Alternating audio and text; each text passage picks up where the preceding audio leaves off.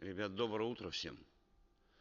Сегодня позвонил нам Анатолич, это ЮКОС, давние мы друзья.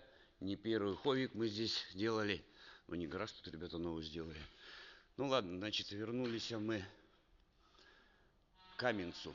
Значит, позвонили, они сказали, что у них провернуло вроде как вкладыш. Ну, давайте сейчас заранее пока ничего не буду показывать. Сейчас как бы... Ну, давайте полную разборку сделаю. Все вот так разложим. И как бы в конце уже потом я ролик сниму, что обнаружили, что получилось. Ну, такую разборку не буду, чтобы время что терять. Понятно? Каменец. Каменец, да.